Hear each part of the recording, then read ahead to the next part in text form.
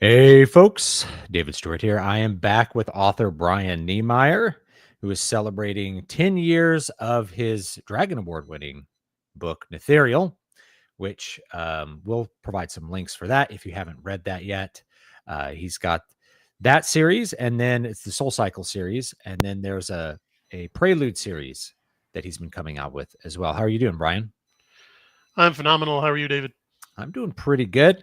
I was just telling Brian about a funny little police situation that has been going on kind of near my house on the 45 freeway here.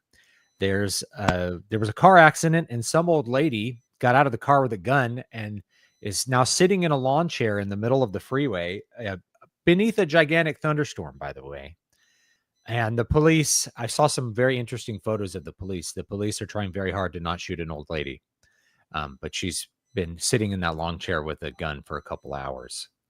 She's had it with these youngsters. She's had it with them. Is she yelling at clouds? Can we confirm? Yeah. She's yelling at clouds. We have a lot of clouds. We've had some crazy thunder. Today. Some of the, it's a big thunderstorm with no rain. We didn't get any rain here, but just a lot of thunder. That's probably waiting until it's over us, and then it's going to unleash. Yeah. Yeah. So where the freeway was, there's like, my mom lives kind of by me. So it's her house. And then there's like a wildlife preserve that kind of stretches around our neighborhood. And then on the other side of that is the freeway. And it's right there on that part of the freeway. So all the traffic's backed up in all the big streets kind of around where I live, which is good because I don't have to go anywhere.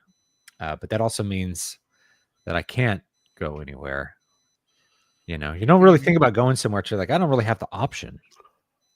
Or the option is too costly. It would take me 30 minutes to go, get some gas or something. Right, we got to run the cost-benefit analysis. Yeah. Which is going to, I think, be germane to some of the topics tonight, but we'll get there when we get there. Yep. So I don't know what we're going to talk about tonight. We'll have a lot to, see. Hey, leave that to me. I'm here to bring you free content, okay? I know that is a creator's number one headache, so let me help. Because there's one rather large bit of news from my neck of the woods, from my own homespun publishing house, as a matter of fact. You may have seen it. And what news is that? That is the launch of the Nethereal 10th Anniversary Special Edition on Kickstarter. Awesome. Here's our link. I'm going to get this link going right here. We'll put that into our comments here. There you go. All right. So there's our 10th anniversary Kickstarter. We're already halfway through of our 4,000 goal. And let's take a look at some of our rewards here. We've got the ebook, a digital art pack, a special edition ebook, and an audiobook for the burned book as far as add-ons. That looks great. I've been seeing you have the updates for the audiobook. We've talked about audiobooks in the past. Yes. So audiobooks are always a rather costly expenditure, more costly than people realize, either in terms of time or money. And they don't, they're kind of a harder sell than people realize, because everybody's listening to audiobooks, but you don't realize that it's a little bit harder to sell those at volume in order to pay for them. It is. They can be a much narrower margin item than a book. The thing in a book is like one of the best ROI creative endeavors there is. I mean, you know that, being also an artist and musician. Mm-hmm. We even have a signed hardcover, which is great too. So got a lot of be in the book. And I always love, Brian always has these tiers, like be in the book and work a weapon. So you could be in the book and you could, I guess there's a use the weapon one in a book. And I thought you had one that's like get killed in a book. I've combined that with be in a book, because I realized if I write in one of my books, chances are I'm going to kill you. Don't clip that and edit it. But yeah. And just wondering for the folks at home, because a picture does speak 1,000 words. I know it's strange to hear a writer saying that. Would it be possible to put the campaign page on the screen so folks at home can take a gander? Let me see if I can figure out how to do that, because I haven't. We can do. Oh, we can do. You know, we can do share screen. Cool. And let's do. Oh, awesome! We can just share that directly. I think. Nope, maybe not. Oh, here it is. But for some reason, we've got the Retrostream image. Hold on, let me figure this out. Oh, that is one uneven image. And well, I'll get this. It's easy on the eyes. There it is. Okay, there it is. And then I can even scroll through it here. So there's our beautiful hardcover. This is a new cover. This is a new cover, right? Oh, it's totally new. So we had a good buddy Marcelo, who's been a long time Soul Cycle and Arkwright Cycle cover designer, do a whole new dust jacket. Oh, beautiful. Which covers a lovely rich red faux leather silver foil stamped cover. And you can get those either signed or signed and numbered if you want to go even rarer and more deluxe. Yeah, all of the ones that I did for King Leopard, those are all numbered. There were only 75. There's still some that I have that I haven't shipped because some people still haven't given me their address. So I'm trying to track down the stragglers, if you will, and get them to give me an address so I can send them the thing they already paid for. Yeah, you'll have that. I've still got a handful left over from Lord of Fate. If you're listening, I got your stuff here. I'm going to hang on to it, but otherwise, I'm moving on with my life. I'm just going to put that in storage until the day comes when they come for it, and then they'll get it. But otherwise, I've reached out to it multiple times, and you'll just have that with Kickstarter. Yeah, what when we talk about, I know that there's some people that are watching that are going to want to think about doing a Kickstarter. I did a little bit of a postmortem on the campaign, and hopefully that was helpful for some people. And I also, I've also, now that I've shipped everything and done that, I also have some reflections on the fulfillment process, which my only real tip is give yourself like 4 extra weeks, more than what you think you would possibly need. It's always better to ship early than to ship late. And for me, like the physical books basically shipped at the beginning of June, and I wanted to ship them in May. And the reason was, I realize I'm used to the Amazon timetables. Like Amazon's really good at getting products out the door on time, under budget, so I'm used to Amazon timetables of I'm going to get this in 3 days, or I'm going to get this in maybe 5 days, versus dealing with Ingram Spark was the printer I went with. So, I mean, we could talk about them in specific, right? So I went with Ingram Spark, and they were fine. Like the product was great. There was no complaints about the product. It just took a long time for them to ship. And even if I paid extra money for like expedited whatever, it made no difference. It still took 2 weeks for them to print it and ship it, and it took 7 days for it to ship, even though it was not that far, right? I wasn't shipping from some faraway land. It was like from Tennessee to Texas. Wow. So they're domestic. I mean, so yeah, that reduces the chances that it was like some international taxation. Yeah, there was no issues with that. So yeah, the main issue, and of course, because I hadn't used that printer before, I wasn't confident just ordering all the books without getting one in my hands to see if their whole process produced the physical product that I designed and wanted, right? And there was a couple things that were kind of interesting about the book. Things were a little darker than I wanted, but I considered it kind of within normal limits. So I just went with it. And so that took extra time. So I had to wait 2 to 3 weeks for them to send me the proof copy, and then make a couple corrections for like the interior files, because I was still waiting for some people to like give me their name for the, I wanted to have a thank you page in there. Right. And then wait the same amount of time for the books to get to me, and then ship them myself. Now, the funny thing is, when I shipped them myself with the postal service, they got there really quickly, right? I shipped a media mail, which is like the cheapest thing you can do. I boxed them up as nice as I could. I used some good shipping boxes that I think I can recommend for people that are just looking to make sure the book is protected. I know lots of people ship them in like bubble mailers, but that just wasn't acceptable to me. But that shipped much more quickly than it did from the printer. And for people that ordered a physical book that wasn't signed, I had the option, and this was a great option, was to ship it directly from the printer. So the printer printed a book because it's print on demand, boxed it up, and shipped it out.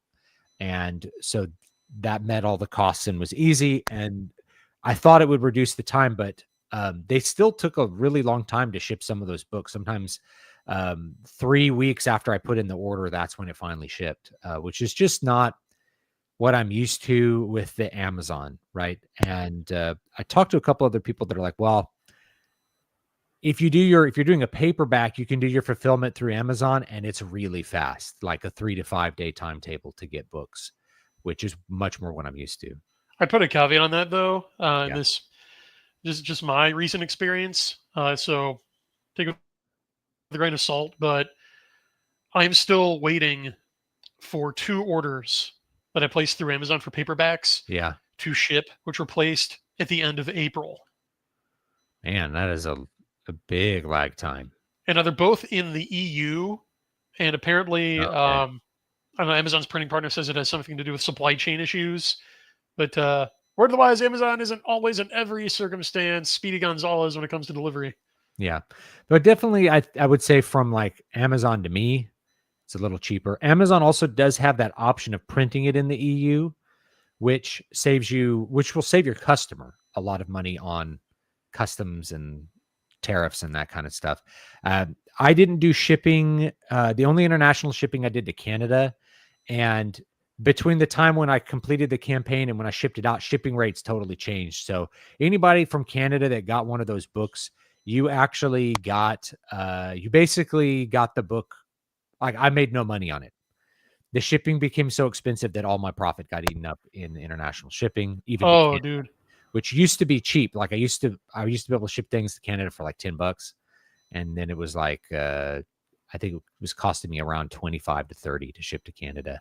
And when I figured out how much it would cost to ship to Greece, it was $126. Wow! So, have you seen the new Pledge Manager yet? No. Oh, okay. I would not let your horror story, and it is horrible, dissuade anyone from using Kickstarter or shipping to certain countries, because Kickstarter has at least partly addressed that. Yeah.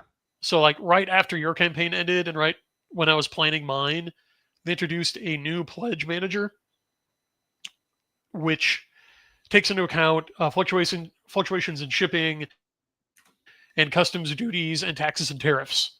Yeah. Well, that's good. What it does is you can choose to charge the shipping at the end instead of at the time of pledge. And like what I did was, on my campaign, every physical reward just has a range of shipping estimates. Yeah. That's finalized at the end. Mm-hmm. Yeah. See, for most domestic shipping, I think I charged $5, which was about what it came to. Sometimes it was a little more, like $6. Most of the time it was around $5. So for me, I had to plan ahead. Like, this is how much shipping will actually cost me to do this. And I don't want to be one of those people that like tries to make money on the shipping and handling. I'm just not. Yeah, that's scummy. Yeah, I think that's kind of scummy. That's just me. I know people have different strategies for how to try to price things to reduce the psychological barrier to buy.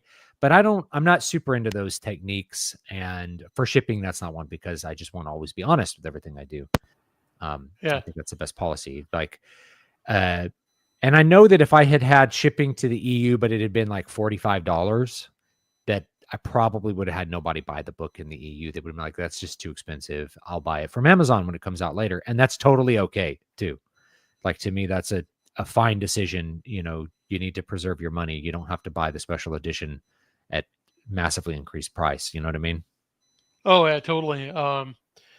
Transparency is absolutely key. You just can't long sustain a living by like soft conning people, you know? Oh yeah, yeah. Now, actually, that reminds me of something. It's totally off topic, but I know you and I like to discuss ethics a lot. But I remember somebody. This was like a Reddit post. It was like an "Am I the asshole?" post, and it was like, I bought this vintage guitar. Like this person's husband or whatever died, or their dad died, and I bought this vintage guitar from them. And I knew that it was going to be worth a lot, and then I sold it for 40 grand. And they're saying now they're very upset with me and saying that for me trying to sell it for 40 grand, that they should be able to buy it back for the price that they paid for it, because they bought it. The person had bought it for like, $800 or $1,000. And to me, that was just such an interesting ethical question, because my correct answer would be, you're actually obligated to tell the person how valuable the thing is if you have extra knowledge. The asymmetry of knowledge it should not be your profit. Your profit should be adding value in some other ways. The fact that you know that something is worth more than the other person doesn't mean that you get to just take that, right? You have to inform them, and I was thinking about what I would do. So someone's like, do you want to buy this guitar for like $800? I'd be like, well, the thing is, this is like a 59 Fender Telecaster, and you can auction this for like $30,000. So I'm happy to help you do that and maybe take a slice of that as commission. But, or I'll buy it for $800 and promise not to sell it because I want it, but it's not like, you should know that this is more valuable. This is a very collectible guitar and not something that you should just be selling to some random person. Old is not worse. Yeah. Are you familiar with, and I forget this Italian philosopher's name, forgive me, but the four kinds of people? What are the four kinds of people? Okay. So kind of loosely translating here. First, there are martyrs. Okay. And they are people who act to others' benefit, but their own detriment. So like, taking the arrow for the other guy, right? Yeah. Leaping in front of the speeding truck to push the old lady out of the way, but taking the hit yourself. So that's one. So benefit to others, detriment to self. Then there are bandits who benefit themselves at others' expense, right? So con artists, petty criminals, general scumbags. Society should work to contain or mitigate those people. Then there are the intelligent, he calls them. I don't know if that would be like a better term. I would say it would be like enterprising people, or at least like honest entrepreneurs who find ways to benefit themselves and others equally. And that's the kind of person you want in a society above all the others. Even martyrs, because it's just a win-win for everybody. And then finally, there are stupid people who cannot help but engage in antics which harm others and themselves. Yes. And those are the worst. So that guitar instance, oh yeah, thanks. I channeled my inner Drew Strews in there. I'm happy you put that up there. Like how that turned out. But I think that's great. Great use of color and stuff too. Thanks. I'd love to hear from you, because I learned everything I know about cover design from you. So I listen when you talk about book covers and promotional compositions like this. Yeah, it looks good. These are some figures. I'm guessing some of them are AI. No, they're all drawn. Oh yeah. These were variants. Who drew these? 6 different artists. Oh, okay. That's why they don't match up, because there's a couple different styles. I'm sorry. Exactly. No problem. Okay. Yeah, but because these two guys are in a little bit different style here. Yep, they are. So sorry, I'm kind of rambling on the explanation here, but basically, your idea to tell them, hey man, this is worth 30 grand, and then offer your services to help him bring it to auction and charge a just and reasonable commission for it, that's the win-win right there. And then you build a relationship with that guy. Because, man, if he found one $30,000 guitar, maybe he's like an antiquer or something, or collector, and he's got a line on more stuff, and then you could actually spin that into a cottage industry out of your home. Yeah. Yep. And there's people who make their living finding these vintage guitars because a lot of them are sitting around in people's bedrooms. You know, it was grandpa's guitar and no one really thinks that much about it until they realize that they have like something collectible. It's like discovering grandpa's comic book collection. And there happens to be a couple of interesting issues in there that you could sell. Same idea. So there's people who make a business out of that. But I was looking at that, and the person who had done it obviously didn't have a problem with it. They're like, what's the problem? Like, I paid money for the guitar. He consented to sell the guitar. What's the problem? And this is one of the issues with like, what does, the using consent as the razor for morality is that he didn't consent to selling a $30,000 guitar for $800 because you had an asymmetry of knowledge about what that was actually worth. True. So he actually didn't consent to that sale because he couldn't have. It'd be like saying, well, he consented to step into my booby trap. What? No. Well, he chose to step onto my property and it happened to have a bomb underneath it or something. It's like, that's not how consent works, dude. Right. That's the old student loan argument. No one put a gun to those kids' heads and made them take out a $50,000 loan at 9% interest. Yes. Yeah. And we've talked about, student loans, same idea. It's like, well, I didn't know that I'd have to be paying this for the rest of my life. It's like, that's a problem. If you don't have full knowledge of what you're doing, then consent doesn't work in my opinion. There has to be somewhat of a symmetry of knowledge. Like maybe one person has a little more knowledge than the other, but they really need to inform the other person. Like, okay, this is what I'm going to do is I'll buy this and I'm probably going to sell it at a profit and it's going to take me a while. So if you want, that's where my profit comes in is I have to find the next buyer. I have to find the person really willing to pay for it. And I have to eat the cost of paying, it's kind of like pawn shops do this, right? It's like people are always upset about the cost that pawn shops don't give you a good deal when you sell something to them. Well, of course not. They have to have a store that's open and they have to find the buyer for the item that you're selling. You need the money today. They have the money today and they want to find the buyer who's going to pay more for it, but that's going to happen later. So that's where their profit comes in, is being able to sell you something today that they may or may not make a profit on until later. I say that as a person who, I buy things from pawn shops. I bought a pawn shop guitar not too recently. It's not in here today. It's that blue Gibson Les Paul. That was gorgeous. Yeah, I got a deal on it too. And it's one of those things that like I got a deal on it, not because of an asymmetry of knowledge, but like because the guys there knew what they're doing. It's because they couldn't really sell it to most people. It had these robotic tuners, which people don't really. I now that I have them fixed, I think they're great. But I see why a lot of people were like, "Oh, I can't. It's hard to tune. It looks weird. This part's broken. It looks old and dusty. I'm not going to buy it." It's like, okay, well, if the tuners didn't work, I have an extra set of Gibson Deluxe tuners like sitting in my box of parts. I can just throw those on there, and they're Gibson factory tuners. They're the right tuners. But I was able to fix the robot tuners, which made it to me an even better guitar.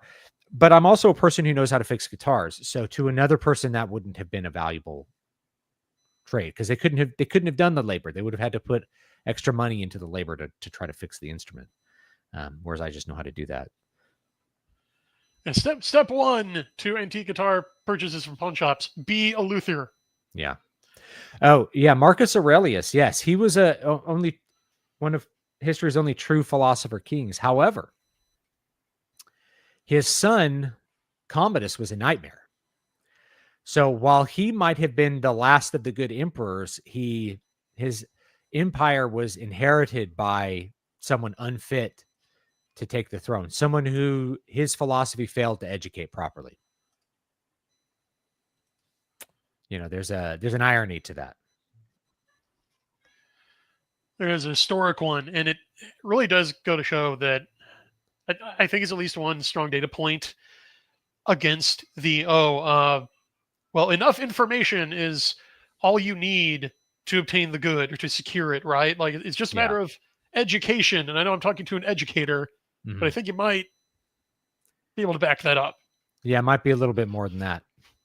And this is, so when we talk about like Thomas Sowell talks about this in a book called The Conflict of Visions, where there's a constrained and an unconstrained vision. The constrained vision kind of being the classic Christian vision of a fallen man with limited access to improve things, limited ability to do good by his nature, making the best of a set of prudent trade-offs. The unconstrained vision views man as as perfectible, not in the way that a saint is a perfectible kind of person, right? Like we're trying to achieve sainthood, which is,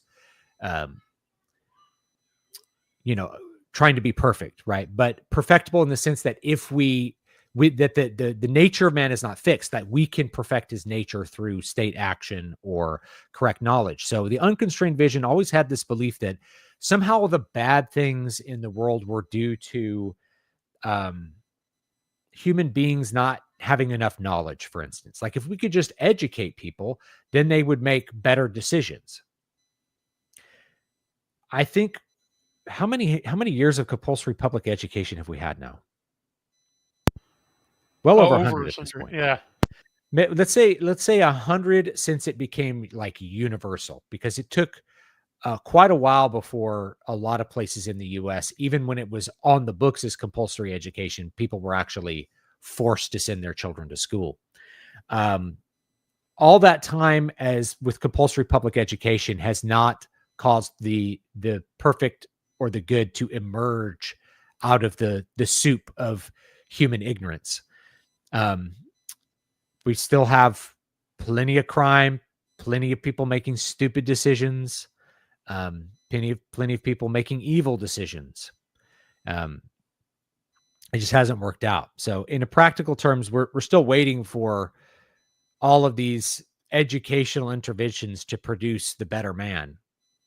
And it just doesn't seem to happen. Right. It's almost like finding the ideal ordering society will not cause the new Soviet man to emerge and all problems to go away. Yeah, that was always the Marxist belief was kind of in an unconstrained man, that eventually you can make the proper, like communism will be possible once you have altered humanity to be communists, like to have this, to be this better kind of man who, can make communism exist. You find this with a lot of communist writing, that like man has to change before like communism is going to be correct. And I actually think there's a strong parallel with, on the other side, objectivism, Ayn Rand's philosophy, which viewed man as perfectible, and she thought it as a necessary. She thought the perfectibility of man was a necessary thing. That you have to believe in this, otherwise, like doing good doesn't mean anything. Of course, she's an atheist, so the struggle to do good has no actual meaning to her outside of the future arrival of the perfect objectivist society where people are perfectly free and are perfectly rational. So hers had a very constrained vision of the now, with this future vision that was more unconstrained. To me, it's kind of like the flip side of Marxism. So your atheism can produce these two sort of flip sides, where you have to imagine a humanity that's somehow better than what it is now in order for your grand ideas and your utopia, I suppose, to emerge. Yeah, it's almost like Satan always sends errors in pairs, right? So that if you flee from one heresy, chances are you might go too far and run smack dab into the equal but opposite one. Oh, the church history is full of that, because you have one heresy which is going to be Christ is not fully God, like the Arian controversy, that he's something less than fully united with the Father, fully divine. Then you end up with the opposite. I mean, actually, I think before that you had the opposite, which was the Gnostic heresy, which was Christ wasn't a human being, that he didn't have a human body, or that maybe we were imagining that he had a human body, that the flesh is bad, and so Christ wasn't flesh. He wasn't human.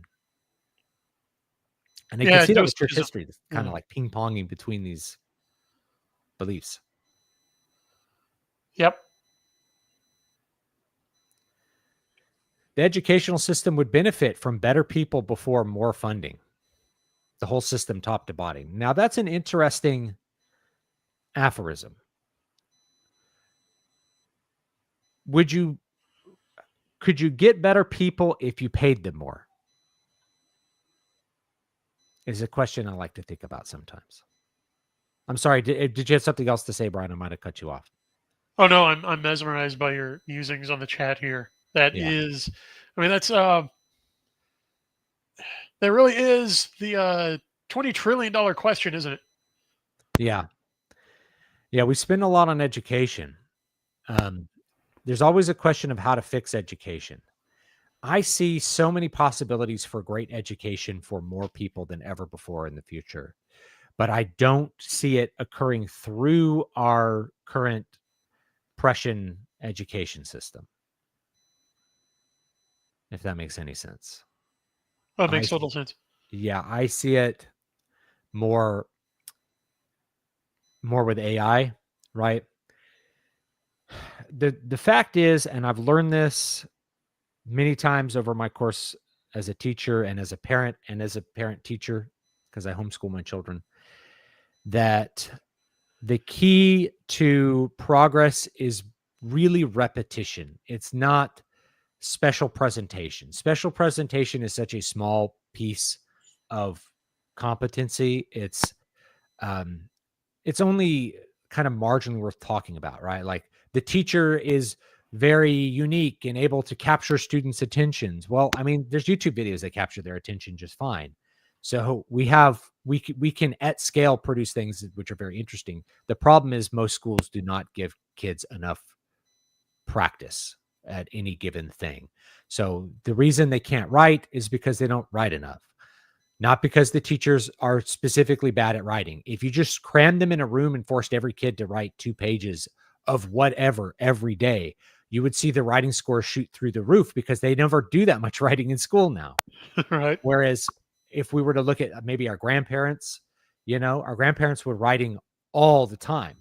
I remember my grandfather's handwriting being just like amazing. And everyone in his generation, he was the World War II generation, had this great handwriting. Not only did they have great handwriting, they could write really great letters. Because they had to in school, and that was a major communication way that they used. And it's like, what do you mean? We wrote like an essay every day in school. And we don't do that now, so no wonder kids can't write. Yeah, I gotta confess, my handwriting has deteriorated significantly since I left grad school. Sorry, say that again. My own handwriting, which used to be pretty good when I was taking notes every day in grad school, has really deteriorated. It looks like I'm writing prescriptions now. Yeah, my handwriting deteriorated as well. Once I went into word processors, everything was word processors. Even, taking the GRE, I was typing in the essay for the GRE exams and stuff. So wow. That was like, I do lots of handwriting with my children and have to teach them how to do handwriting and stuff. I think handwriting is important. Actually, I think it maybe works a different part of the brain. I may do like a story or a book sometime that starts as like handwritten in a notebook again, just to do that. I saw now I'll give another flip side too, because I've seen Dostoevsky's handwriting, and I've seen handwriting of some of these old greats before there were typewriters. Some of their handwriting is like unreadable, to us. Maybe to people who are very used to reading lots of different kinds of handwriting, it's not. But you're like, wow, he gave this to a publisher? It's like, yeah, this was what he gave to the publisher. And the publisher typeset it somehow. I'm like, okay. Hey, can you imagine doing that? Yeah. Being a typesetter, like coming up with all of those pages of type. it's very labor intensive. So you could see why they would only, why so many fewer books are printed, I guess. Because even with a printing press, it's still very labor intensive to publish. Yeah, we've really got it easy. Oh, we do.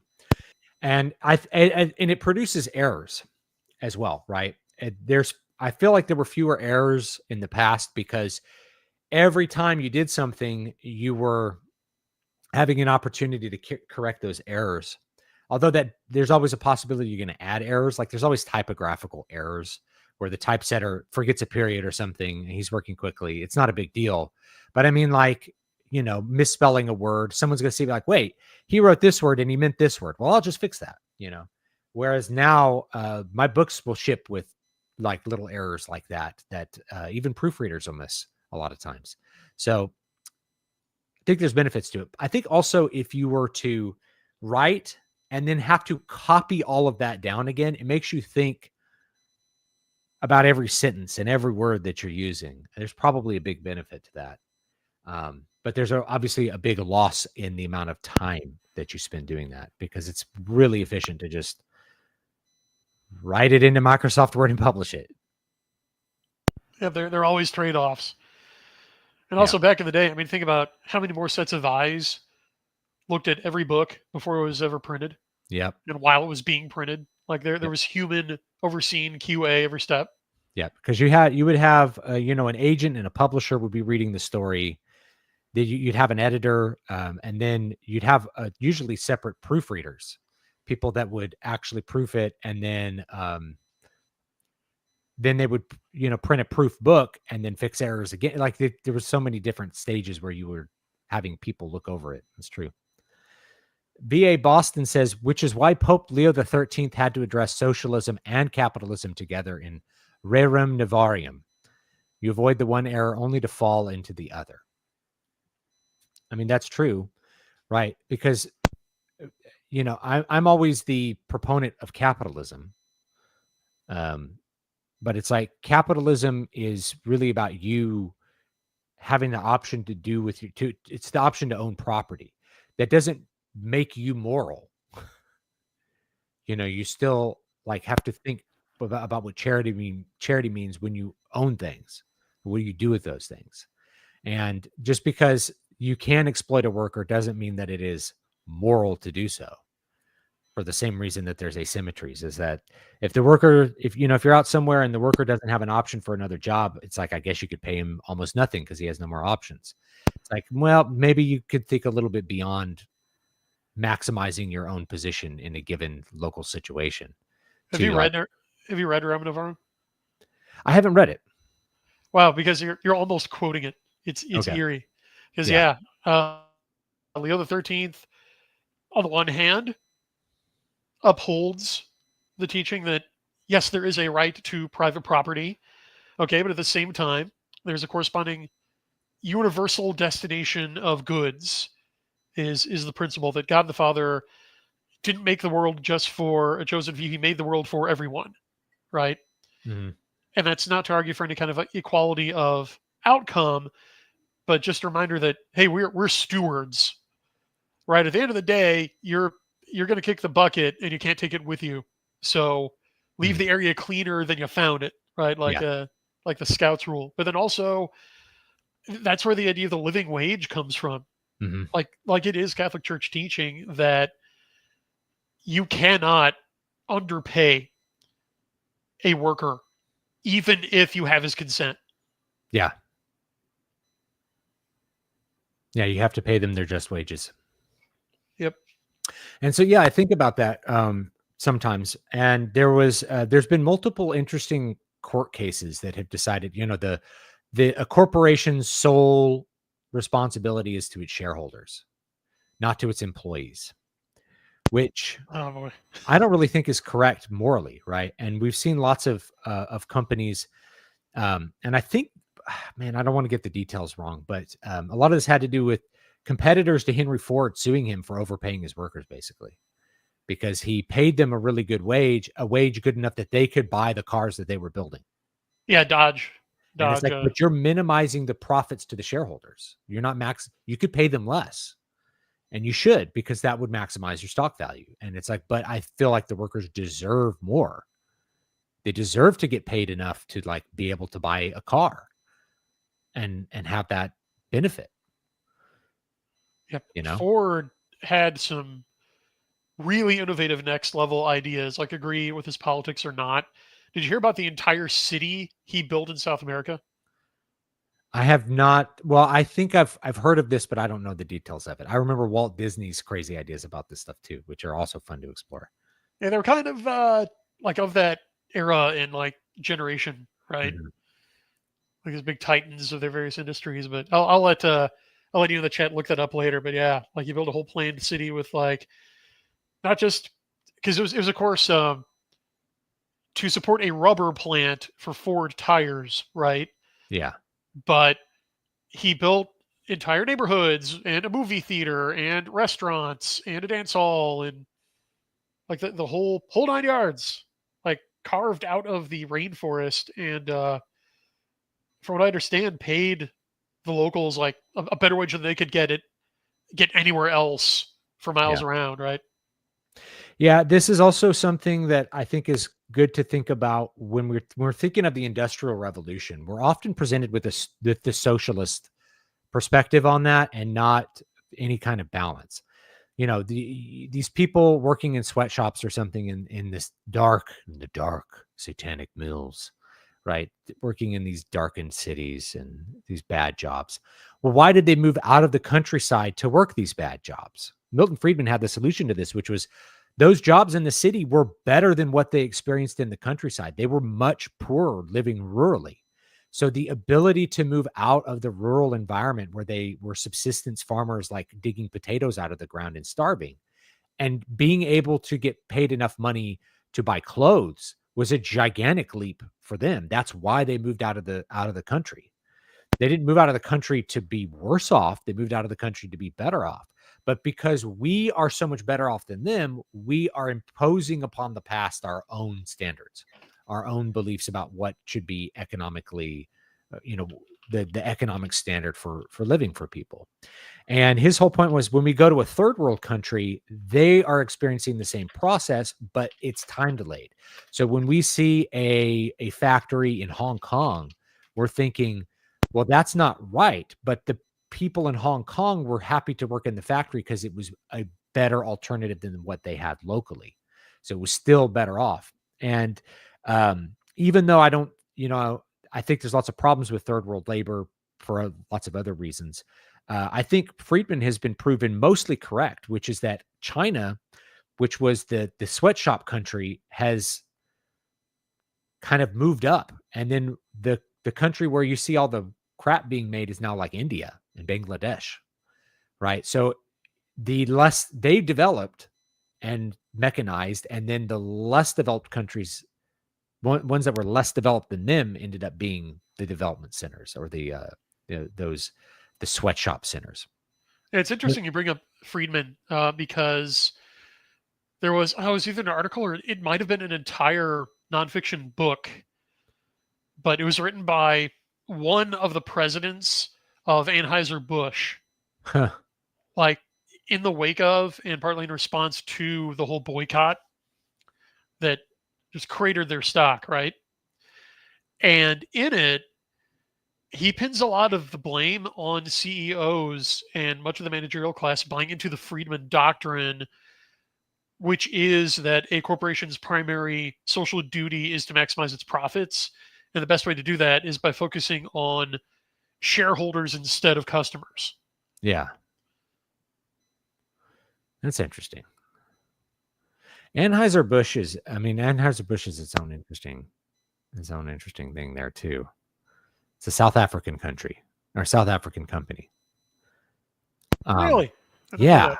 Yeah. Most domestic beer now is owned by South African conglomerate. And I'm like, how did South African companies end up like buying these American companies? They had the opportunity to do it. And I think they might have seen the way the wind was blowing in South Africa. So I think our ideas about like what will be a South African country may be different in 30 years as they relocate to the United States and kind of do corporate immigration. I may come up with this word. I'm going to coin this term right now: corporate immigration, which is companies moving. It's kind of like what Sony sort of is doing, is moving from Japan to the United States in terms of its like gaming division. It's like you have greater influence. You start to, and then you move your headquarters, and then the company is just in a different place. The company itself has immigrated from one country to another, or something like Tesla, which immigrated from, California to Texas. Right. It moved states. Well, corporations are made up of people, right? So yeah, if the people move, the company moves. So that's a great term. Yeah. So corporate immigration may be something we'll see, which is like South African countries moving. Yeah. South African companies changing countries, moving to, Australia, China, United States, just changing where they're doing business because it becomes politically unviable to continue being incorporated in a country like South Africa, where they can have all of their resources stolen at any time, or, there's a lot of issues in South Africa. And I know a South African immigrant personally. Really? And he's like, I'm never going back. It's like, I'm never going back. Because it's like, I would never raise my kids there. Like, I'm not going back. Yeah, it's a shame. Everybody forgets that, like, back during the Cold War, South Africa was considered like one of the first world countries. It was part of the first world. Yeah. So was Rhodesia. Oh, really? Yeah. Rhodesia was very prosperous, but Rhodesia became the target of communism, and it was assisted by the West because Rhodesia didn't have an official like apartheid system that was racial, but all of their Republican representation was by land ownership, and the land ownership was predominantly white. You can make a narrative case for South Africa. Most of the Black South Africans are not indigenous to South Africa. They're from other parts of Africa. Historically, they're from tribes, the Zulu and Bantu. They're not from South Africa, right? So they immigrated in as a source of cheap labor, which benefited the local economy for a while because you could underpay your workers. But then those chickens come home to roost because they don't just leave when you're done with them. You know what I mean? Yeah. Wow, this got heavy all of a sudden, but yeah. Anything could happen here, folks. So I don't know. That's kind of how I see. That's one way to spin the narrative. I'm sure there's, it's a very complex thing, but that's what we do as story writers. Is you paint with broad strokes, and then you can fill in the details. We always, rather than having memories, we write stories in our mind. This caused this happened, and this happened, and this happened because of this. And that's the way that we contextualize all of our experiences. We're all story writers in a sense. Yeah. Yeah. Everything is storytelling. Yeah. Bayou Bomber says, I speak in a context, we're talking about education again, or I live in a red state where the solution for everything is to starve the beast, not get reformers into the system. And that's a valid thing, right? It's like, should we try to reform this government institution that's already here, or should we try to just starve the beast? And I think you can do both. So I would not throw my children into public school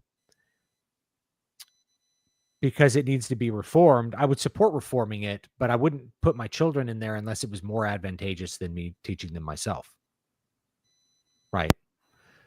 Which is not going to happen right now. So yeah, I can still support reform because I'm still part of the Republic as a voter, but I'm not going to sacrifice my children. I won't do it. They're more important than that to me.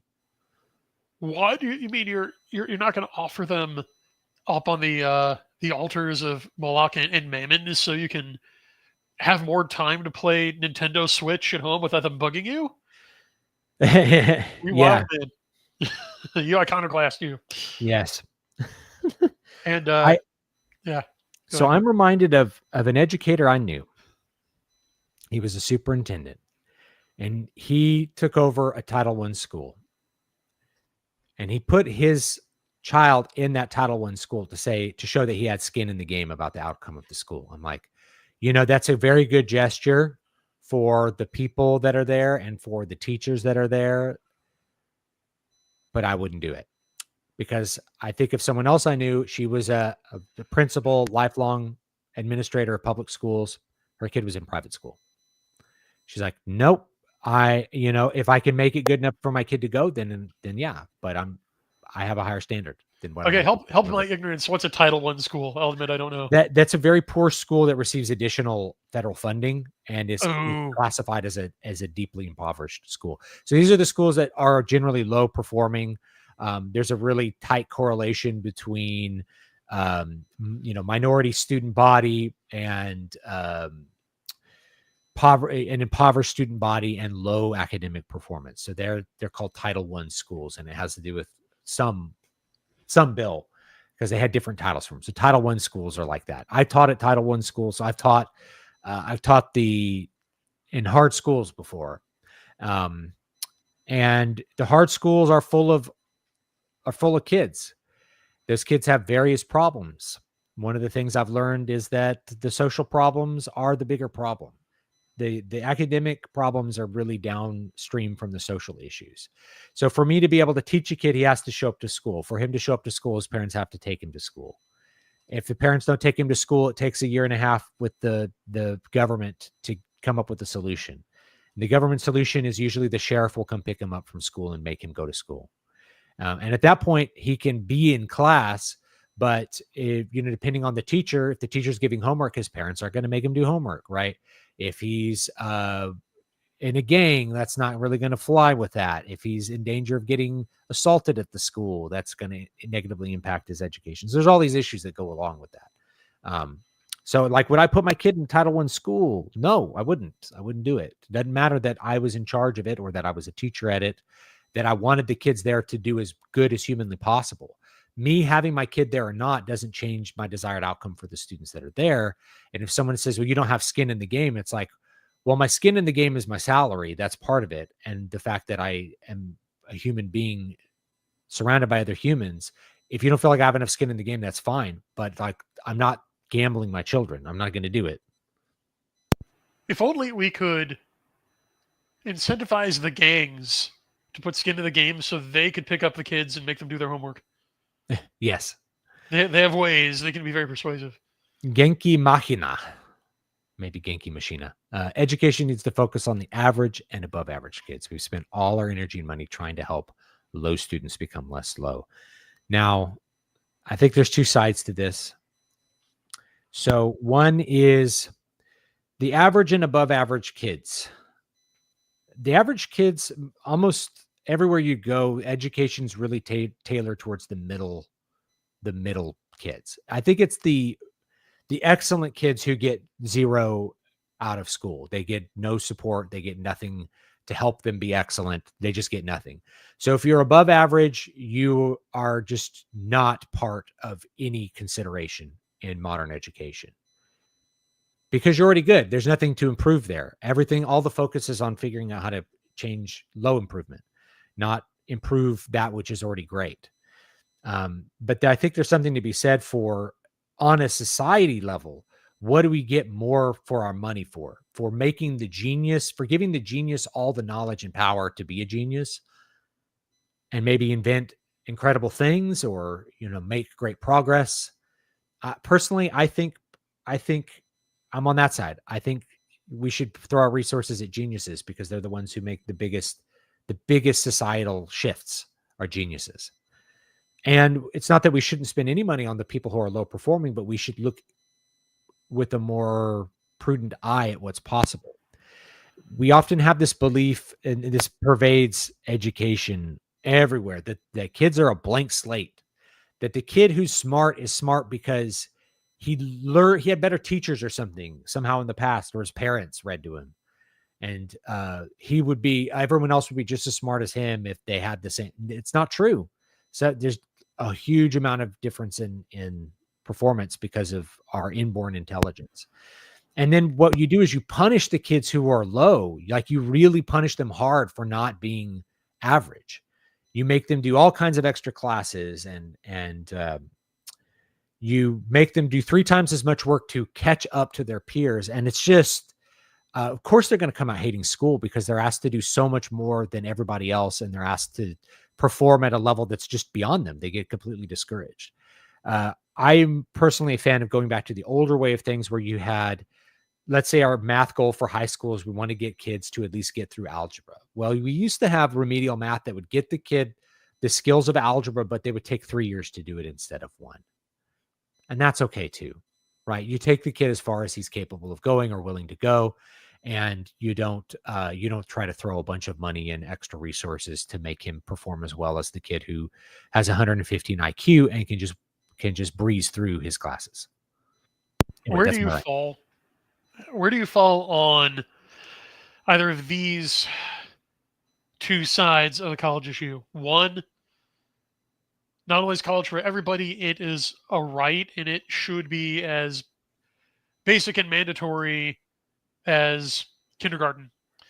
Or two, college is not only not for everybody, but it's really only for smart people who are going to become specialists in fields that can contribute a breakthrough or meaningfully improve the state of an industry. Okay, can you repeat that again? Sure. I was kind of thinking it through in my head, but where do you fall on the argument whose two sides are college is for everybody, college is only for a few? I'm always on it's only for a few, and there's a few reasons for that. Really? Okay, do tell. Well, college is only for a few because so how should I put this? As far as college opportunity, I would like to reduce, let's say, external factors that prevent people from going to college, such as the fact that they're poor or not. Someone could be poor and have great capabilities, and it's good to have a way for them to be able to study at the university if they have the intelligence and the conscientiousness to do that. But if you have this thing of colleges for everyone, what you end up doing is you end up diluting what the certification of college is supposed to be. So now I think, once upon a time, having a high school diploma meant something, because not everyone got a high school diploma, right? So it meant you'd been able to finish basic education. As we've made it so that everyone should graduate high school, it just means nothing. It doesn't mean anything. And so we're seeing the same thing with bachelor's degrees.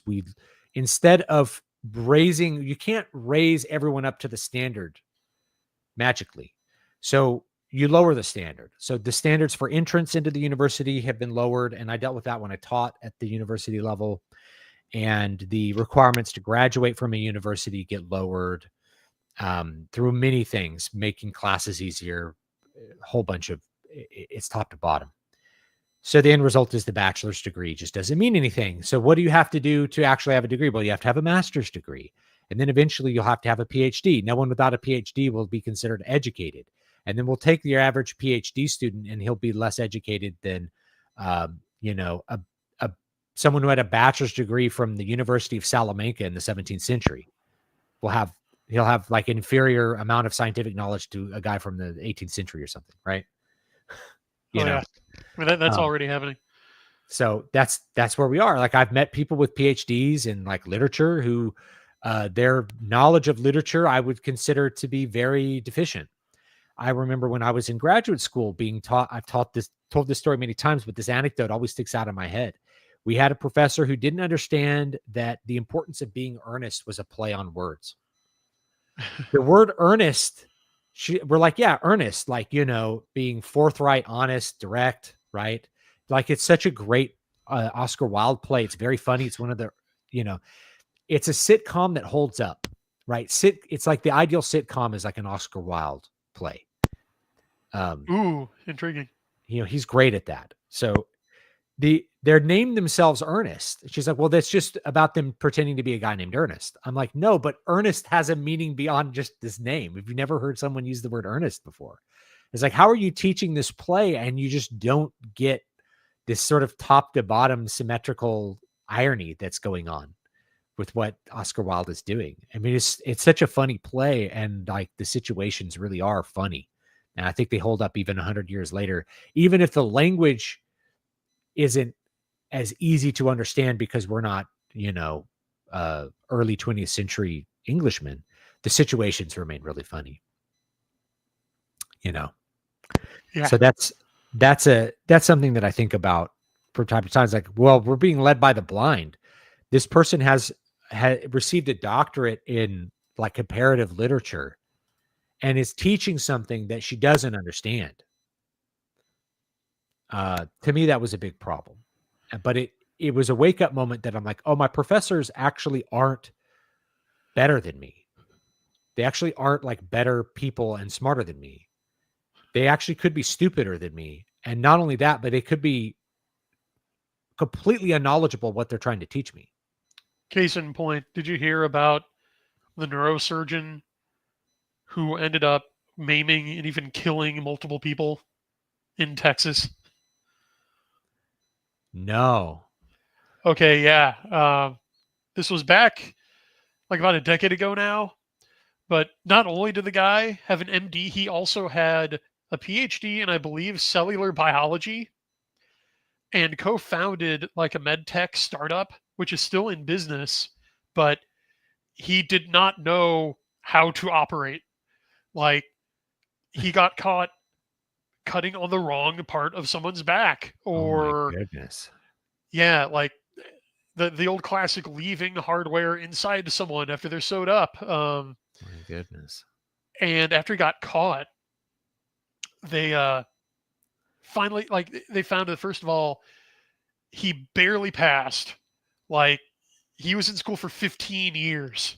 Not a good thing. You could, Wow. yeah, Yeah. more college is not a good thing, right?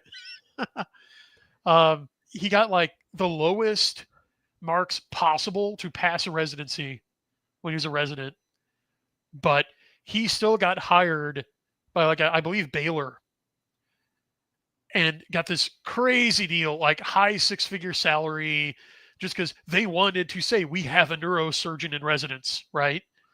Yeah. And his patients kept getting paralyzed and maimed and dying, and they just shuffled him around for years Yeah. before, like, another surgeon, like I think a vascular surgeon who was doing surgery with him, recorded him making these horrible, like, first-year mistakes.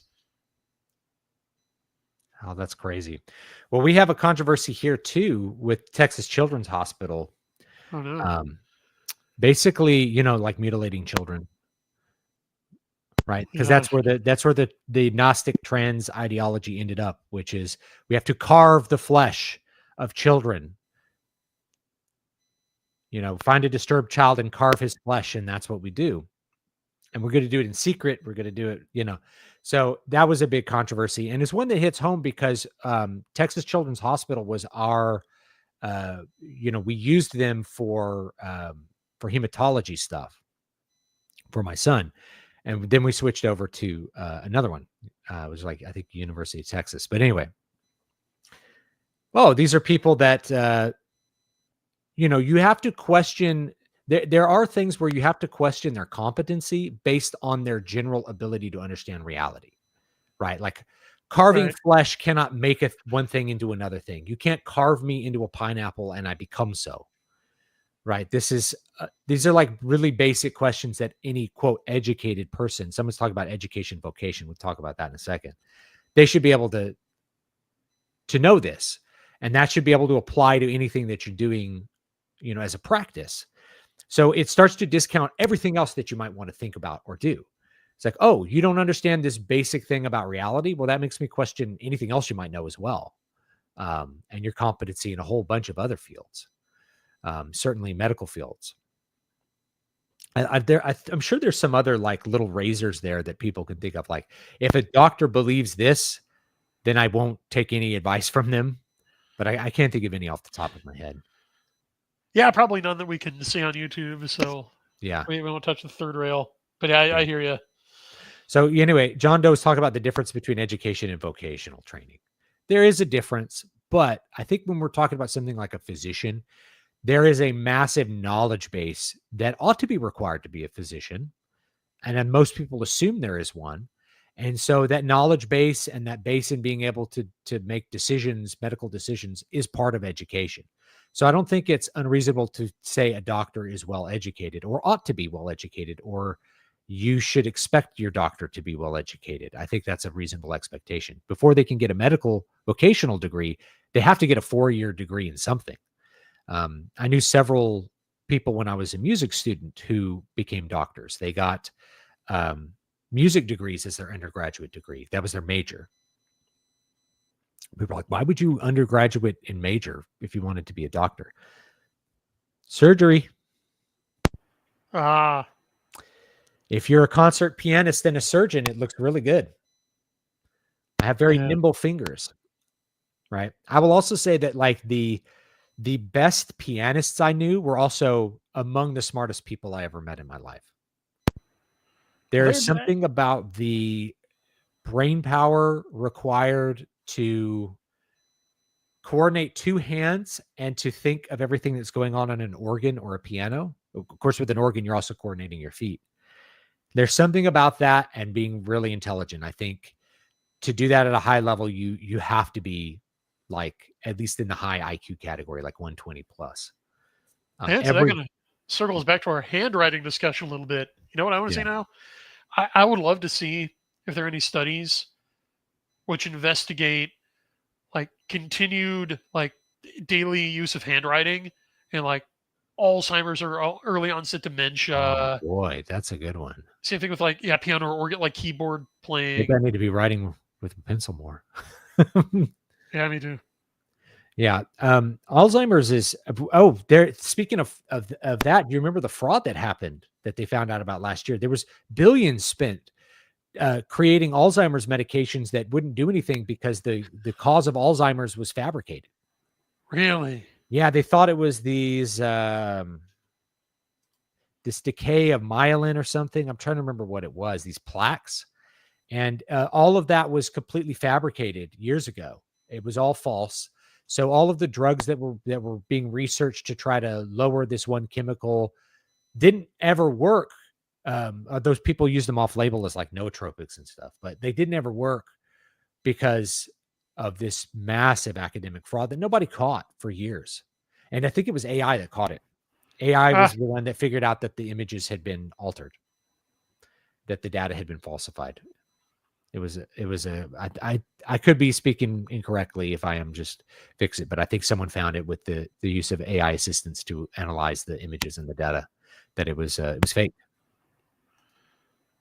Yeah. Studies in depression being fabricated. I am very careful whenever I see a study in psychology or psychiatry because of p-value hacking. P-value hacking is a thing that happens a lot in psychology, and you find very small sample sizes. You really have to look at the methodology of any psychological study to figure out if there's anything really worth taking in from that. Yeah, there's an account I follow, William M. Briggs, Dr. William M. Briggs at Famed Celebrity on X, who's a statistician, and he always warns against the wee p values. Kind of like you're saying, every study will try to wow you with a really small p value, and then he dissects it. That is basically meaningless. Like that's not how to evaluate a study. Yeah. Nassim Taleb had a lot of stuff on this as well with p-value hacking. He did it he's done it in like some very thorough and like technical ways because he's a mathematician. And he's like, I only got into math once I figured out I could use it to make money trading options. You know, he's like, I only got interested in math when I figured out I could use it to make money. He's like, lots of people are like that. It's like once they have a use for a thing, suddenly they're a lot more interested in how it works.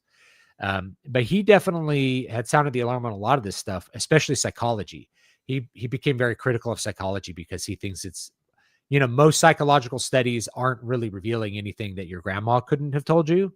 He's like, well, your grandma could have told. He's like, you could just trust received wisdom instead of doing a multi-layer bad psychological thing. And chances are, if the psychological study concludes something different than what your grandma would have told you, it's going to be fake. It's going to be wrong. And he was pretty correct about that little, I don't know what to call that. Well, what's that saying? Everything your dad told you was BS. Everything your grandpa told you was true. Yeah. And I'm not talking about your dad because I know your Yeah. dad was based, but in general. Yeah. So the received wisdom, it's also Chesterton's fence. We've had this a lot. We discard things that we don't remember why they're there. And then you discover through the hard consequences of that why those things were there. Right. Marriage is one. It's like we with our enlightened man, we can get rid of the institution of marriage and just have these negotiated contracts between men and that's bad. Turns out that it was bad. And like we had all of these restrictions on marriage and fidelity for very good reasons, because they allowed society to exist. Society exists because we were able to have good marriages for thousands of years.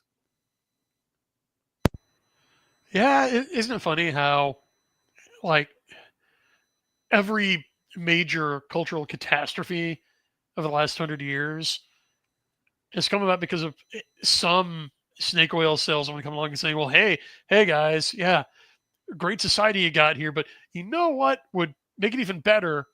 You just take this one long standing tradition from time immemorial, this one common understanding, this one convention, just tweak it a little bit, just twist it, bend it slightly. And it was always done on the promise of utopia right around the corner. Yeah. And instead, hey, within a generation, everything gets way worse. Maybe we should go back. But then the pitch shifts from, oh, do this, and then you'll be on easy street, to, oh, well, what are you, some kind of knuckle dragging Neanderthal? Don't you like progress? Yeah. It's like the novelty becomes the new mainstay, like the new manufactured tradition. And all of a sudden, the progressives become staunch conservatives when it comes to their pet idea, right? Yep. Yeah, like it's like if you want to know a conservative position, just look at a Democrat position from 20 years ago. Yeah. Because once that becomes the orthodox position, right? Like you're going to have very few people argue against contraception, for instance, because the orthodox position became contraception. And so now the debate is like, well, between abortion and contraception, it's like, well, we used to believe neither of those was okay. We used to believe that you really shouldn't do either of those. So the even older positions are often forgotten in that mix up. Yeah. And what's weird is, like, for in almost every case, like, we used to do this, we used to believe this, means from the beginning of recorded history. Until 20 minutes ago. Yeah.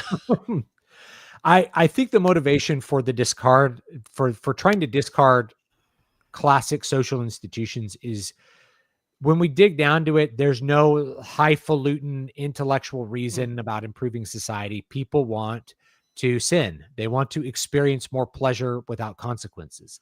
So that's the thing that they're imagining as utopia, is like, wouldn't it be great if we could do all the pleasure things without the bad things happening to us? And when you stop and think about that proposition, you're like, oh, that's what it really is. It's like, couldn't we, thinking about the sexual revolution is like, what if we could just have as much of this as we want with no consequences? Wouldn't life be great? It's like, it'd be great for about 20 minutes, or, it'd be great for a year until all the bad things start to accumulate in your life because of it. And notice almost immediately after the sexual revolution, we had a whole bunch of bad things happen. We had children out of wedlock. We had the AIDS epidemic. And Paul VI predicted almost all of them, to name drop another pope. Paul VI. Yeah, predicted like almost all the fallout from artificial contraception. Absolutely. And when you read it, it's one of these things that the questions about any kind of contraception are often framed as men against women. And that's, if you read Paul's thing, this is, it is entirely about caring for women and seeing women as valuable and good. It's not this like we need to oppress women or women are bad for, you know what I mean? That's a framing of, that's like the devil's framing. Yeah, St. Paul VI right now, like the day OnlyFans launched, Paul VI was up there looking down and saying, I told you guys, I told you so. Yeah. But go on. Yeah. Yeah. Trifle says the 1960s, though, are just the end of a buildup from the previous 60 to 80 years. I actually agree with that. It's sort of where modernism arrived at the point it was shooting for. And once it arrived there, everyone thought utopia would emerge. Instead, you had a very violent decade and you had a bunch of bad consequences that we inherit from that. This, just to switch topics, Brian has to, I think, go here pretty soon. He has something else coming up in about 30 minutes, but yeah, I'm in demand. Yeah. I have a belief that there's an ethos of an age. Here's my pontification for today. There's an ethos of every age has its ethos. It's unifying belief, a meta belief about people and about the artists that are working in it and what people are doing in it. Modernism is about man. It's about the triumph of man, man's ideas, man's greatness, man's inventions, man's perfectibility. It's about man. And we see that with the art. We see that with the science. We see that with the attitudes that are there, that man can make the world better. So what's the first thing that happened in the modern period? Chat can tell me. What's the first big thing that happened once the modern ethos took hold? Go ahead, chat. Don't let us down. I don't know if chat knows the first big modern event. World War I. That's right. So the first thing the modernists did was engage in the largest, most deadly destruction of human life in the history of the world, besides like the flood, but like, let's say, post-biblical disasters. Agreed. Right? The biggest loss of life since the Black Death. World War I. That's the first modern war, and it was engaged. It was a mechanized warfare. It was scientized warfare. It was the triumph of man. The period between the wars, that attitude didn't change. It was all about man creating new things. You see it with art. And if we look back, when most people say is modern art, they're actually thinking of postmodern art. There's a lot of modern art.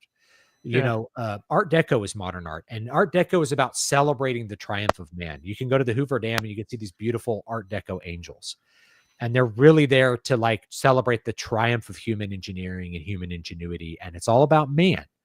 So in the 1960s, what are we inheriting in our dystopia? We're inheriting the dystopia of man, of what it means to make a society by and for man. And I'm a religious person. Many of you are religious. And I think that's something we're thinking about. I think you see other ethoses at different times. The Renaissance was also very much about man, but in a different way. It's more about man coming out of the darkness and achieving closer to his, becoming more on the religious side, becoming more like God, trying to retrieve some piece of that likeness of God. So you see this elevation of art. Art gets better in the Renaissance because of a belief that we can do better things. What do you think it means? Huh? What do you think it means, this culture-wide attempt to reorganize society to be by man, for man, has resulted in a system that's defined by its inhumanity? Like, yeah, look around. We now live in a system that is not made for people anymore. Yeah. Yep. And Trifle's right too. Walt Disney's modernism personified in many ways. He believed in the modern idea as much as he was into nostalgia, which is this loving of the pre-modern. He was very much a modernist. He had very modern ideas about how to elevate humanity and make things for people. His idea of, like you'd see it at the Epcot Center, he had this idea of like a modern city. That's all the modern ethos. The postmodern ethos is more about, I'm trying to. It's really a reaction against reason, right? Yes, exactly. It's a reaction against reason. Postmodernism is about not universality, not discovering universal, but modernism is about making new universal things, like new things for men. Postmodernism is like anything could be anything, right? Like we can define things how we wish them to be for our own selves, or they could be two different things between you and me. They're relative. There's a relativity to postmodernism. You look at a blue swash of paint and I feel sadness and you feel happiness, and those are both valid, which would make no sense to someone in the 19th century. Or again, any time before. Yeah, exactly. So I think there's an ethos of an age. I think this idea that the 1960s was kind of the arrival point of the ethos of man. I think that's a very deep and penetrating thought. That's a thought that I've had a lot before, and it's kind of sat and thought. It sits on my brain a lot, and my next thought is often like, where are we going next? Because the postmodern is a self-terminating disease. If everything is meaningless, then there's really no reason to pursue anything. I think we've really reached a halt state. Yeah. So we have to think about what's next. And I think there's a lot of guides for us, right? I think we're in what I call it the eclectic period. I think we're moving into an eclectic state where just there's a lot of diversity of interests and a lot of diversity of thought, and a lot of separate little aesthetic systems where people are in their own little mini cultures doing their own little mini cultural things. So I don't know what's going to arise out of that. It's all very uncertain. But I do know that we can look back at the past, and that can guide us towards making new things, I think. Yeah, that's a great point, because I know you've seen it as much as I do online. We're in indie new pub circles of writers, right? And the common lament you hear is, oh, well, if only people would appreciate me for the effort I put in, if only they'd appreciate my art for art's sake. And like, at least it is kind of fear of failure and an allergy of success, really. But like I was telling one of my patrons today, like, look, if you're in the counterculture, the idea should be to become the culture. Yes. Like the left wasn't content with staying the counterculture. No, they moved into the mainstream. So I see it as my job, my duty to take my work as mainstream as I can, yeah, without compromising. Absolutely. And I agree with that. Now I have, I have a lot of attitudes as an artist where it's like, I have a thing which I want to communicate. I have things that are inside me that I want to get out. And there's a lot of things that I won't excuse me. I won't compromise on, and I think every artist has to be uncompromising to some degree about what they're trying to do and with their vision. The compromise occurs with the audience, right? Because the audience is not you, right? You're not making things just for your own joy. At least if you're trying to affect culture. So you have to think about, where is the culture, and how do I take this vision to them? How do I meet them where this vision is? And that's always the challenge. I think about it a lot as a writer of books. And I think about like, well, what are some other media? Like, should I do a visual novel or a game? Like, how do I meet people where they're at to like take them to where they need to be? I don't always have the answers, but it's always something that's on my mind for sure. Yeah. If we want to take culture over ground, we have to figure out where people are and bring them there. First, you have to be able to go to where the people are, I guess. Yeah, you got to meet them where they are, and maybe that means trying new platforms. It might mean trying new fulfillment partners. It might mean trying new models, like you and I are doing with crowdfunding, for example. I think that's been working out well, like disintermediating the middlemen and letting our readers tell us what art they want us to make. Right? Yes. Yeah, this is great. Now I love patronage model as opposed to, working for the robot. I think you have to be able to use the robot in the right way. How can I use the robot to find the people that I want to work for? Not how do I work for the robot? Because I see it over and over again. So many people on YouTube will inevitably, a channel that I followed at one point will make a video about how YouTube is no longer working for them, and that they're views are going down, the money's going down. And it's like, I thought I would be able to do this as a job. And it's like, that's the problem, is like, there's a robot and you are trying to dance to his tune, but you have to guess what it is. And making thinking machines would not bring men freedom, as I thought. It would only allow them to be enslaved by other men with machines. Yeah. Frank Herbert. Yes. Yeah. So it's worth it. I would rather work for the people. Like, what do the people want? How do I connect with people? I can just do my best as an artist to do that. I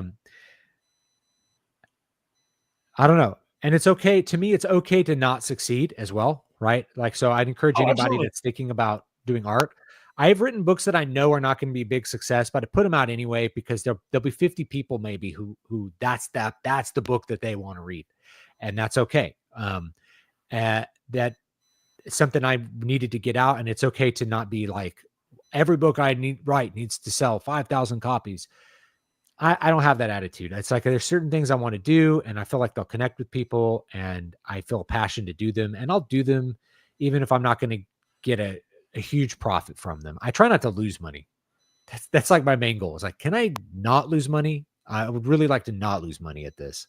Even I can handle working for free, but I don't think I can handle paying people to read it. You know what I mean? Well, that attitude is what puts you at the head of the pack, from my estimation. It really is what gives you even a competitive advantage, because we understand that failure is a great teacher, right? You are a teacher. Oh, yeah. You know that she keeps a dear school, but is one of the most effective tutors out there. So Yeah.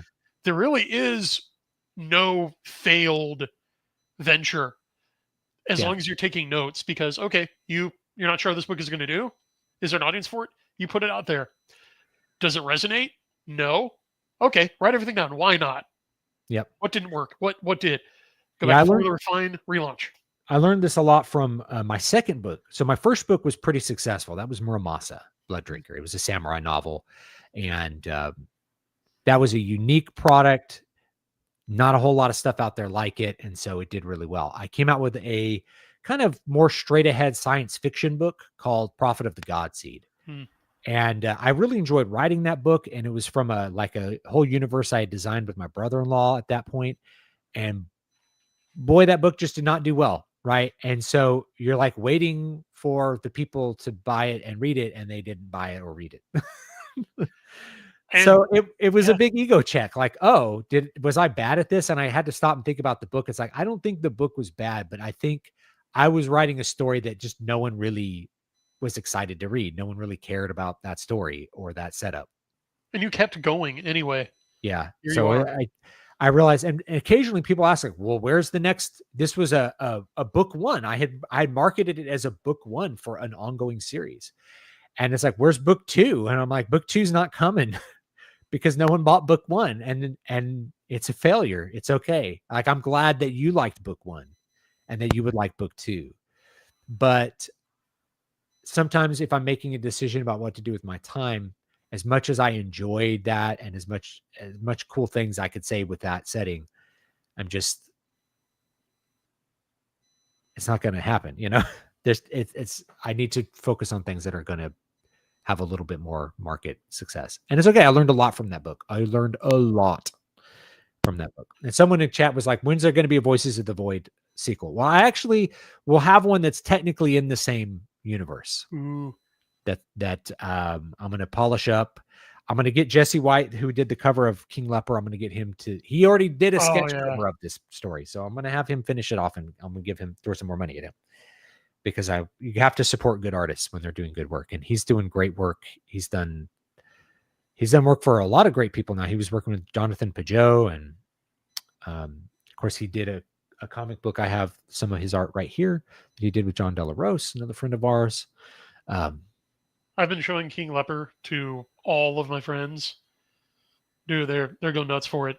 They love awesome. Jesse's illustration and your, like, I've gotten compliments for like your layout and typesetting from people. That's how good it is. Yes, I did a lot of study and thought for how to make a good looking paperback about 10 years ago, and I'm so glad I spent the time researching that. Because it's just paid dividends to always have like a physical product that's really presentable and looks good, and that I don't have to pay money to, it's actually pretty easy to format it. And I've tried to spread that information. Like, here's the formatting that I use and I think it's good. And you can obviously play with it. Here's the fonts that I think are good. Because I've bought a couple of indie books physical before where the interior formatting is like in a sans serif font. And I'm like, whoa, Oof. this is harder to read. Like I realize why the people at the big houses do it this way. It is actually harder to read if you don't do it that way. So yeah, I'm glad I invested the time to learn that. It's paid dividends, I think. So anyway, I think we're getting close to the end here. Let me go ahead and I think I've linked this a couple times. I'm gonna link it again. Let's get the Kickstarter going. Hey, thank you.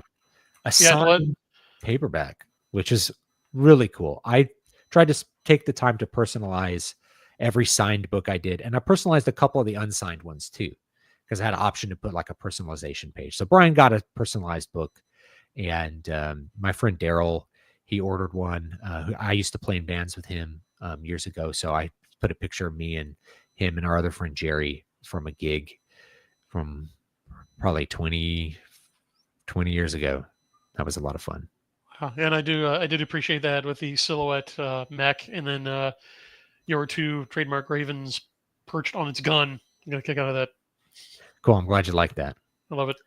So I always tried to do a cool personalization. I would draw something in the book or something like that. And for the next time I do this, I think I'm going to continue doing something like that. I think we have an opportunity to rather than doing slop, we should do things that are like special for people. Exactly. You know, let's do the opposite of slop. Let's do some like a really beautiful product that's really cool and really special for the fans. That's what I'm trying what to do, man. Yeah. And you may notice on the everything signed perk for an Nethereal 10th anniversary, I am offering a personalized description along with the signature. So yeah, everything's we're sharing a brain here. Yeah. We're on the same page, pun intended. So yeah, I like the idea of something that's that's more a special product, and that connects more with people. People want to have something that's like, this is a one of a kind. This is of a limited quantity. This is something for me. This is like something that somebody made for me. I see it with music too. There's a lot of bands that are able to do really unique products, even if it's making a signed cassette. It's like, who really listens to cassettes? The thing is, it's just kind of a cool, weird thing to have. It's like, I have a cassette from this band, in the age of no cassettes. That is delightfully 90s. Yeah. There's some cool things that people are doing in the music space that are like that as well. And I'm really excited to see where people take it. I think that might be the advantage of us exiting that corporate model and into lots of small people kind of working directly for others. Oh, yeah. I think that's kind of a return to normal, right? If we look at the great composers of the past, let's say, or the great artists of the past were working pretty locally, Da Vinci worked in Florence. And it's only through that filter of time that we start to really know who Da Vinci was. Bach's main job was to run the churches in Leipzig. Oh. His day job was running church music. That was what he did. And he wrote the music for that. So most people, the fame of Bach was not corporate. It was local. And then later it becomes ideas that spread and spread and spread. So I think we're returning to that, but maybe a virtual local, right? A virtual community instead of like a truly physical local community with its own local culture. We're going to have like little online cultural spheres. Maybe that's good. Maybe there's some things that are less than ideal about it, but I don't know. We'll see what happens. I'm excited. It's exciting. Well, thank you again for having me on. Thanks for coming on. Yeah, anytime. I always appreciate the conversations. So go ahead and grab it. There is a ton of different options to choose from for this cover looks really good too. Let me put it back up real quick. So we can look at it one more time before we go. While you're doing that, I'll give a little more info to the audience here. So first of all, in a lot of campaigns, a lot of my past campaigns, we have slow dripped through reward tiers. Not this time. Every main reward tier has already been unlocked from day one. We do have stretch goals. They are going to unlock book enhancements and add-ons. Also, we're done with the bundling. There's only one bundle this time, which is the Everything Sign perk. Everything else is a la carte. So it's designed to be modular. You can put together whatever reward with whatever items and add-ons you want, because pretty much every reward is also available as an add-on. Yeah. Our goal here is to hit 4K by Saturday. All right, let's see if we can do that. So we have a lot of options. These covers look really good. These are this is the original cover, which I think is a fine cover. I have sci-fi covers that look like this, but I think the new one has a little bit extra punch to it. Oh, cool! And I think is great. So again, it makes it a little more special. And then you can get a special physical edition that's limited. I like that as well. You will be able to, by the way, if you didn't get the King Leper, I'm going to link the King Leper pre-order. You can pre-order the ebook right now if you didn't get it. There will be, I'm calling this the blue edition. There will be physical editions of King Leper coming out in July. So if you were waiting for the paperback or you were waiting to buy in the EU, those will be available. They will be blue. So the green edition was the Kickstarter edition, and then we're going to have a blue edition for Amazon, and that'll be actually probably the exact same quality because Ingram Spark also does a lot of Amazon printing. So it's going to be the same. It's not like a lower quality book. It's the exact same book, exact same typesetting and everything. It's just the cover will be blue to kind of differentiate it. So you get that special limited edition green for the early backers, and then everybody that needs to wait, they can get the blue one. Or I find the blue and green cover options satisfying on a deep level. I can't quite explain, but it's just perfect. I think I might have Jesse do like other covers for like older books too. Oh, you totally should. Because then it kind of creates a little bit more unified appearance. I did the cover. I had Karen Byatt do the cover of Water of Awakening. And he does like Twilight Force's album covers. And so I just came across him. I'm like, wait a minute, this guy did the Twilight Force cover. I'm like, I'm going to get this guy to do a book cover. So I used one of his paintings he already had, is what he had, because I had a timetable. And it was a great picture. And so I used it. But my design feels very 2000, like mid 2000s indie publishing. And I just want something. I might go with the King Leper style. It's a little more classic to me. I think if you were to look at the book in 50 years, you'd feel like it was a little bit more out of time. Oh, and speaking of older but gooder books, I know a lot of people here already have an Ethereal, and you're thinking, why do I need another copy, even if it does have special edition bells and whistles? Well, as you may have seen, David, scroll past, we are offering a new book, a totally new novella, also with the Marcel Orsi Blanco cover, which bridges the Arkwright Cycle prequel series and the Soul Cycle. Awesome. And it tells you... This is Kairosis, right? Yeah, Kairosis. It tells you the story of what happened to Captain Jaron Peregrine after the events of Nethereal, which readers have been waiting 10 years for. You're going to find out in Kairosis. Oh, awesome. And both of these are Amazon exclusives. Like, once they're done here, they're gone. So this is it. Perfect. Well, there you go, guys. So anyway, you back it. I'll be Kickstarter exclusive. Sorry. Go ahead. Yeah, I'll be picking what level I want to back it at, because I think at least I want this, because I haven't read it yet. So that would be something cool to get. So we'll see. But yeah, check it out. And I think that's going to be about it. Is anything else to add, Brian? Just thanks to you and everyone again, and back the project and enjoy your awards. All right. Make them for you. All right. Thank you so much. And we'll see you all next time. Have a great day. Oops. All right. Have a great one.